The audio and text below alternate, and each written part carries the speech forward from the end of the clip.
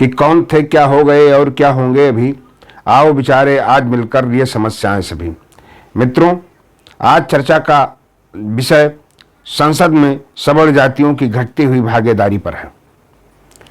जिस तरीके से सवर्ण जातियों का प्रतिनिधित्व देश के संसद व राज्य की विधानसभाओं में घट रहा है, वह अत्यंत चिंता का विषय है। मैं बहुत से चुनावों की चर्चा नहीं करूंगा, महज 2 चुनावों की चर्चा करूंगा और उनसे आपको संसद में सवर्ण जातियों के घटते हुए प्रतिनिधित्व का अंदाजा स्वयं हो जाएगा।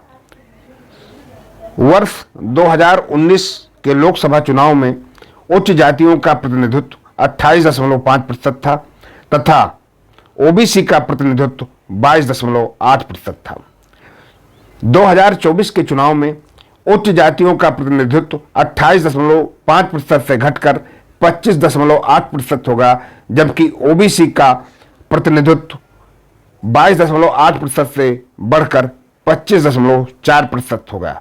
वहीं 2024 के चुनाव में एससी एसटी का प्रतिनिधित्व भी बढ़कर लगभग 16% हो गया है। उच्च जातियों का घटता प्रतिनिधित्व बहुत ही चिंता का विषय है, क्योंकि संसद में जब उच्च जातियों का प्रतिनिधित्व था, वह बहुमत में थे, तो उन्होंने लगभग समाज के सभी वर्गों को आगे बढ़ाने और उनको अधिकार देने के लिए प्रयास किया। किंतु विगत कुछ वर्षों में समाज की विभिन्न जातियों तथा अन्य मजहबी संगठनों ने सवर्ण जातियों को एक प्रकार से टारगेट पर ले रखा है। यदि सवर्ण जातियों का प्रतिनिधित्व संसद में सरकारी नौकरियों में कम होता है, तो इसका खामियाजा बहुत बुरी तरीके से आने वाली पीढ़ियों को भुगतना पड़ेगा।